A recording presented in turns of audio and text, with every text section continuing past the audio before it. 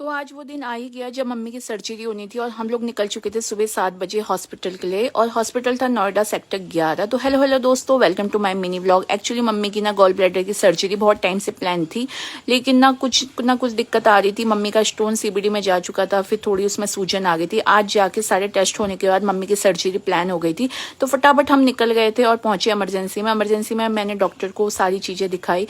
उसके बाद मम्मी का बीपी शुगर वगैरह सब कुछ चेक हुआ और डॉक्टर ने एडमिशन बना के हमें दे दिया।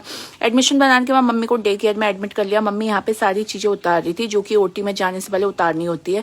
और यहाँ पे मम्मी को लग चुका था आईवी कैनुला। मम्मी का हार्ट वेट सब कुछ चेक हो चुका था और मम्मी ना पैरों की नेल पेंट निकालना भूल गई थी, तो वही निकाल ली थी। उसके बाद मम्मी के होने थे कंसर्न साइन, जो कि अटेंडर और पेशेंट के होने जरूरी होते हैं कोई भी प्रोसीजर या ओटी से पहले, तो वो वही चीजें हो रही थी। उसके बाद मैं चली गई थी बिलिंग में सारी फॉर्मेलिटीज को पूरा करने के लिए। फाइल वाइल बन चुकी थी और यहाँ पे मम्मी को लग गया था एंटीबायोटिक का टेस्ट डोज। उसके बाद हम लोग निकल गए थे ओटी के लिए, क्योंकि ओटी से कॉल आ गई थी कि पेशेंट को शिफ्ट करना है। 10:30 बज चुके थे, हम लोग आ चुके थे 7 बजे।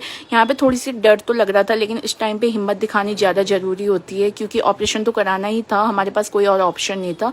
तो फटाफट भैया हमें ऊपर फर्स्ट फ्लोर में लेके गए जहाँ पे था ओटी, और वहाँ पे सारी फॉर्मेलिटीज वहाँ भी पूरी करी। गार्डन गले एंट्री वेंट्री करके मम्मी को ओटी में एडमिट करने से पहले जो भी वाइटल्स होते हैं वो सारी चीजें चेक हुई। उसके बाद मम्मी को ले लिया था ओटी के अंदर और हम लोग आ गए थे वेटिंग एरिया में और यहाँ पे कर रहे थे वेट। लंच का टाइम हो गया था, तो मैंने सोचा लंच कर लूँ, तो ऊपर किचन में जाके मैं लंच कराई। उसके बाद मम्मी को ले आए थे पोस्ट ऑप में और हमें मिलने को दिया। मम्मी को ना पेन हो रहा था, उस वजह से वाइटल्स ऊपर नीचे हो रहे थे, लेकिन मैंने मम्मी को समझाया सब ठीक हो जाएगा और मम्मी भी थोड़ा सा समझ चुकी थी।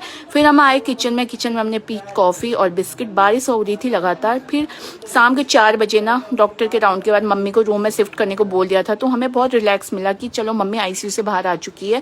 और यहाँ पे चाचा चाची भी आए थे मम्मी से मिलने। उसके बाद सब लोग मम्मी से मिलकर निकल चुके थे घर को और शाम के बजने वाले थे 7। सुबह 7 बजे की आई हुई मैं, शाम के 7 बज चुके थे, पूरे 12 घंटे हो गए थे। घर आके देखा तो घर का हाल पूरा उथल पुथल हो चुका था। मिशू ने बनाया था, बट मेरी बिल्कुल ही हिम्मत नहीं थी कुछ भी करने की, तो फटाफट मैंने डिनर किया जो कि दीदी ने बनाया था और उसके बाद मैं सो गई। आज के लिए इतना ही दोस्तों, बाय बाय।